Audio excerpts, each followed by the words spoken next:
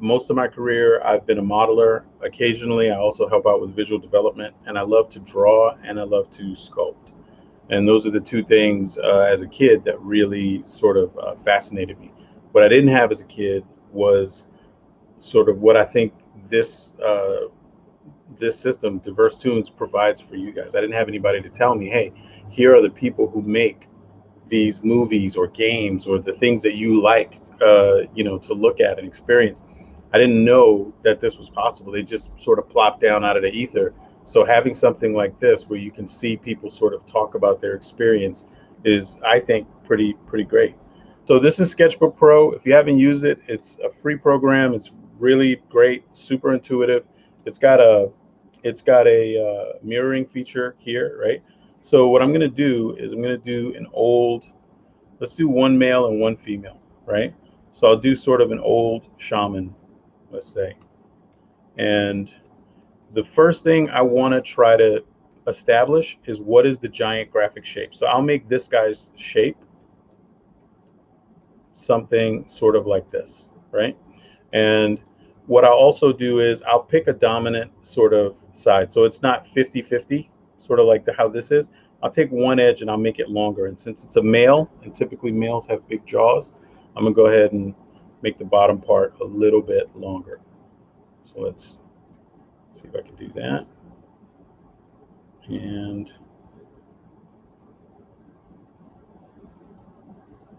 the things that'll make this feel Hallmark, like an older person, are all the bits of delineation, right? So I can sort of say, let's get some eyes in here. And then as soon as I start to add sort of these secondary, tertiary sort of bits, if I give them some old man long earlobes, we're going to start to see that out of that shape comes hopefully something that reads as a little bit older. We can also do things like recede the hairline. And what I typically do with stuff like this is I try to work in a few layers. So you can see the brush that I'm using is very rough. And that's on purpose, right? It's got a lot of variety in the actual shape to it because I don't want to sit here noodling over things this early, right? I don't want to sit here and go, oh, I got to really concentrate and figure out this bit or that bit. I don't want to do that this early. This is a stage where I'm just trying to come up with ideas, right?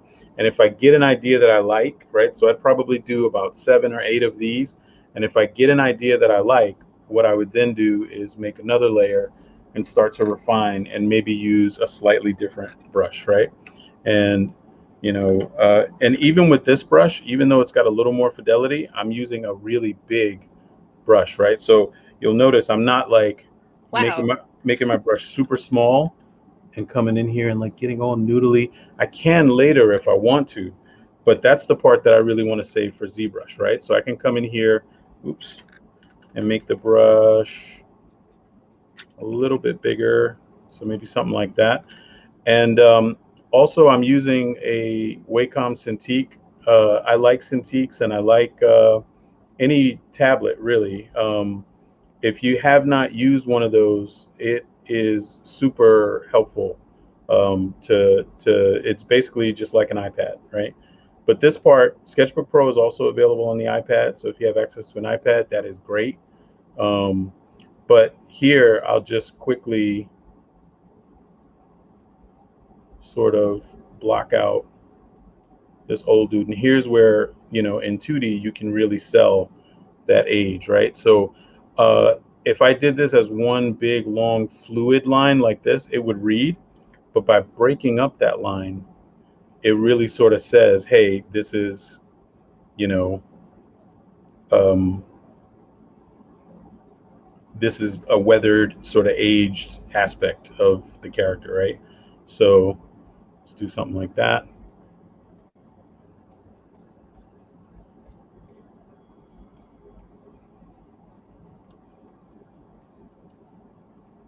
And when I'm doing this, sometimes I'll make up stories in my head, especially if you get an assignment. And sometimes you get an assignment and it's really early in the project and they don't even know yet everything about the character.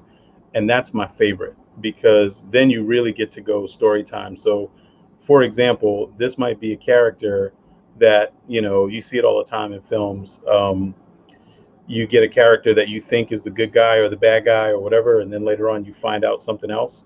So you might look at this character who's maybe stern and find out later on this is the person that was looking out for you the whole time. You know what I mean? So let's say whatever. So let's say this is a quick first pass, right? I'll maybe do one more pass just to. So if I turn this sketch off, I have the line work, which maybe looks a little more finished, but it lost a lot of life, right? If I turn that sketch back on, it looks better for whatever reason. It's got more energy in it because the other sketch had some of that stuff. So to eliminate the idea that this is just a line drawing over a sketch, what I'll do is I'll put another layer here. And what I do sometimes there is turn the opacity down, just like I did for the first layer, and I'll put in some shading, right? So let's turn that down a little bit more. And the whole time, I'm only using one or two brushes, and I'm using one value the whole time, right? So I'm just using right now complete black, and then I'm using the opacity of the brush to determine sort of which way to go, right? But even this, so a big part of what I've ended up doing for the last 5 or 6 years of my career has been sort of showing people the value of using 3D as a design tool.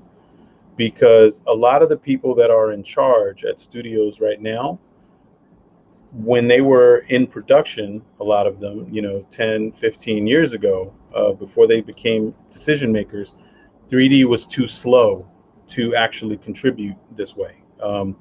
So a lot of them still have the mentality that 3D is something that can't rival 2D in terms of speed, right? Which in a lot of cases is actually still true. But when you're early on in the process, right? So that was a few minutes to come up with one head. Let's now come up with another head. Let's do a female version, right? Next good big piece of sculptural advice, look from above and below. Not enough people take advantage of this. It will tell you everything about your model. If I look at this from the front, the lips look fine. Even if I look from the side, I would think the lips look fine. But when I look from the top and the bottom, it's going to tell me everything I need to know about the shape of the lips. And those lips now, that cylinder, that muzzle. So for us, make sure your hands are clean, right? Because the times we're living in. But if you go to the corner of your mouth here and you go to the front of your lip here, and then you slide back and you look at that distance, it's way more than you think that it is. And that's because we have that curve there, right?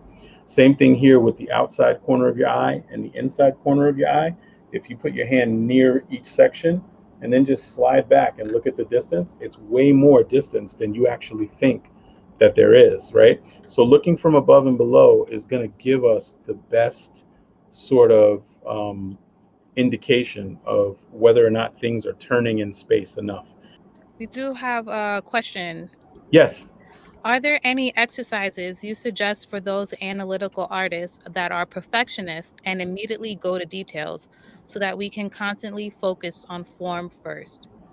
absolutely. Uh, if you're matching something, right, you can blur the image, and that will immediately remove detail. If you give yourself a limit, like I can't, I'm only going to work on Dynamesh 32, let's say, and I'm going to get what I can get with that, right? So you're limited by the actual number of polygons that you have. But most importantly, I think, so those slides that we looked at, they all come from Anatomy for Sculptors, right? Which is a resource a lot of people use. They have books, they have videos, they have a YouTube channel, they have an ArtStation page. Um, and you can look at the breakdowns that they have, right, of individual forms in the body. And what you can do is you can say, okay, well, today I'm only going to work on the first form that they show, because they do a lot of where they show you the rough thing and then the more detailed thing afterwards, right? So you can say, hey, today I'm only going to get the roughest version of that form. And then tomorrow I'll treat myself, look at that again with fresh eyes. And if I need to adjust it, I'll adjust it. But if I don't, then I'll move to the second stage and the third stage. And if you save each stage, thinking about marketing yourself and just the way sort of social media works, posting each stage and then showing the finish too, now you've worked your way towards something that you can showcase, and sort of uh, people won't know that you struggled with that issue, right? They'll just go, oh, look, this guy really knows what he's doing. So I'm just going to say fill object. Let's choose that as our base color. And then I'll go to the eyeballs. And I won't choose white. I'll just choose something in a lighter field of the same color, sort of a painter's principle, right? That painters rarely use white for the eyelids. I mean, for the eyeballs. And I'm going to divide this a few times. And what I'm going to do is paint into even the eyeball. And all of these things, it's temporary. It's not something that would survive to a game or to a film or something like that, but it's something to give me a good indication, right? So I can take this brush and I can turn off its ability to add volume, right? So if I do that by default, it adds volume. If I turn that off and just turn on RGB, it lets me paint, right? So I can paint in just a value. Let me go back and look at my image. Yeah, so he has pretty big eyeballs in the image. And you can just quickly, the shorthand I'll always use, because we get a little shadow from our upper lid, right? The shorthand I'll always use is just make a little U shape in there, and then to fake a little bit of depth, I'll make that a little bit lighter. And what I'll do is, you can also apply different materials here, right? So if I choose different materials, we can see we get different looks. One of the materials that I like to use is this eye reflection material, Zebro eye reflection it's called. And I'm going to set this to material instead of RGB, and I'm just going to say flood. And it's going to fill that object, those eyeballs, with that material. So now they look a little bit wet and shiny, right? And it's just a quick sort of shorthand. So now with that, I might actually even do one more thing. I might color the lip a little bit. And what I'll do first is I'll choose a color that is too gaudy. It's not the right color. Oops, sorry. Let's do that. Put you back to RGB. I'll choose a color that's not the right color, right? It looks like he's wearing lipstick. And what I'll do is if I hold C, I can sample a color here, and I sample the skin and then turn the opacity down, and now I can start to sort of get those to relate a little bit better. And now what I'll do is I'll actually sculpt with this turned on, and actually I'll maybe give him brows too, now that I think about it. So let's go back. And eventually I'm going to do things with the brows, like put geometry in here, right? And for the hair, eventually put geometry in here. But for now, I'll put this brow shape in here, because as I'm working and I go to move things, the brow is going to come along for free. So I'm just going to mask off the eyeball so I don't mess it up. And what I can do is, if I decide I want to give him a different expression, the brows go along for free because the paint goes along for free, right? So I can sort of choose what I want. There's a rhythm to the way that these details work, right? And what I mean is, this character, so here in the mouth, right, we can see that there's a bunch of edges here at the corner of the mouth. Oops, sorry, let's move this up here. Cooperate. So we can see there's some edges here at the corner of the mouth. And then even that spreads out to how these little wrinkles crack and fold, right? And you can see almost like a little shape that echoes out of that shape. There's a rhythm in nature to all of this stuff. The head moves up and down like that, just like our fingers move up and down, and we've got creases at the bottom of our fingers. Well, there's echoes of that movement, right? It's like throwing a stone in water. You get echoes of that movement over and over and over again. First question. How early on in the process, when working on a character, do you communicate with riggers and character TDs? It depends on how much is unknown about the character. If it's a pretty standard character, right? So like, and it depends on the pipeline too. So at Blue Sky, they did a lot of unique rigs for a lot of characters, right? At DreamWorks, they do less unique. They do unique rigs, but the characters share topology a lot, right? So the riggers can say, okay, well, these edges, we've rigged the character, and these edges make up the shoulder, these edges make up the elbow. These edges make up the fingers, and they have tools that'll go through and propagate tools all the way through. I believe Blue Sky probably works that way now too. When I was there years ago, there was a lot of sort of individual rig components, right? So the amount that you have to communicate with the rigger depends a lot on technology. In games, the few times I've worked in games, it was typically the case that you would already have a rig and you would make a model, and then there were tools to automatically fit that rig to the model, and you don't have to communicate with the rigger almost at all, right? So the rigger is the one who set up the or they're rarely called riggers there. It's like a technical character artist, but they normally set up the framework that lets you do that, right? So you can apply it right to your model, and you can see your model running around. We would export out low res models from ZBrush, and you could see the silhouette of your character running around in the game in the same afternoon that you sculpted it.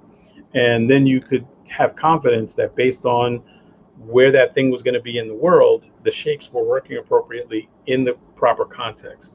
And if that was right, then you could go ahead and add more detail later on, right? So really, it depends.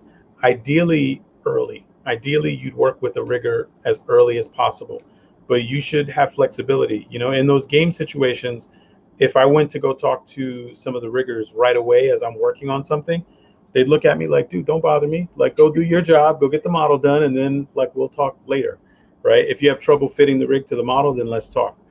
But in situations like at Blue Sky, so I'll give you an example, right? Something we used to do at Blue Sky, you would get a piece of concept art, and I don't know if it's still like that. Andre can speak to this more.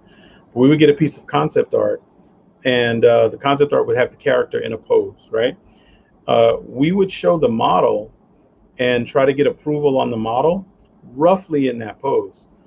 Before it went to animation, rigging and modeling had to work together to make a neutral model that they could put a rig in to get back to that exact pose. Mm. And then that was when you could do that without too much jumping through hoops, because you have to deliver that rig to an animator that also has to put it in similar poses. So if they had to adjust 1,000 little things, well, then either the rig needs to change or the model needs to change to make the rig easier.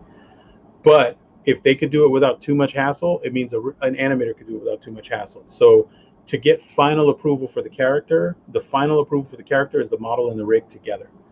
So DreamWorks does something like that where they sort of do that with a series of animation tests. So it's not really hitting the pose per se, but it's getting to a series of similar poses. They don't try to be as exact. And the way that they got rid of that at Pixar, I think, is they actually, the character TD and the modeler are the same person. Oh, So you have to be a good sculptor or modeler, and you have to know how to rig. And those okay. are the same. Those are the same person, right? So every studio is a little bit different. Um, we also have this. As an artist, do you enjoy creating exaggerated character creatures more, or do you enjoy making a model look as realistic as possible? I can't out nature, so I think a bit of exaggeration is the thing I like to do because um, so if you look at the time from when I started to now, right? The ability there's a app on your phone, 123D Catch or whatever, where you can go and scan things right away, right? And it'll give you a scan of the model and a texture that's photogrammatically wrapped on the model or whatever, with halfway decent UVs that you can then use to sort of model with, right? As that technology has gotten better and better, and as people have scanned the real world more and more, pretty soon I'm fairly certain that it's going to be tougher. And I think you see it already. It's tougher and tougher to get jobs where you have to model something from scratch that has the fidelity of a scan. And to get there is very, very difficult. And it's never really appealed to me that much. So for me, doing something that I can't find in the natural world is more appealing from a job security standpoint, but also from a point of interest, because I know if I sat there and I really, really concentrated for a long time, I could get a reasonable proximity or facsimile, sorry, of a thing. But as soon as I look at that next to the real thing, I'm going to immediately start to notice differences, right? So, for me personally, I don't have a desire to do that. I will say this. I also, and this is just a personal opinion to all of you, I also have no desire to allow the industry to define exactly who I am, right? So what I mean is, I see a lot of people with good work and sometimes bad work or medium work or whatever that define themselves as a 3D artist or a 2D artist or whatever. And I try not to be any of those things. I just try to be a good artist and just say it's the right color or the right shape or the right value. And I feel like if I can do that, then I have a chance of growing and getting better.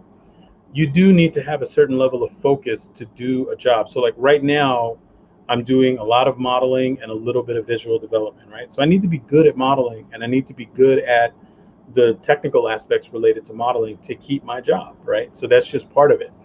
But every time I'm doing more modeling at work, I come home and I draw a lot. And every time I'm doing more drawing at work, I come home and I model things. And that's just the way that my brain sort of modulates. I don't want to let I, when I was first starting, I saw matte painters that got phased out because they were painting on pieces of glass and they were putting those behind people in live action shoots. And that eventually gave way to the technology that birthed Photoshop. And those people got so wrapped up in, well, that's not art and I don't want to do that or whatever. And then they went to go drive trucks or do whatever else they want to do, right? And there's nothing wrong with that. But at the same time, there were some people that said, okay, cool. Well, I'm a painter and I paint and I was doing it this way. And now I need to take all that knowledge and soak it up and apply it to this new thing, right? Right now I'm learning Blender and it's a little bit of a struggle for me, but I know enough about making a model, lighting a thing, rendering a thing, all the key things that I just need to learn the procedure to do it in this new program because I think the industry is really leaning that way in a lot of areas. And if I don't, I'll be phased out like those other people. I see people already, friends of mine, that are like, it's not as good as ZBrush. Well, I'm trying to do one sculpt every day in Blender. And that's sort of my goal for the next couple of months. And some of them are horrific, but already I'm getting familiar enough where I'm starting to get used to it.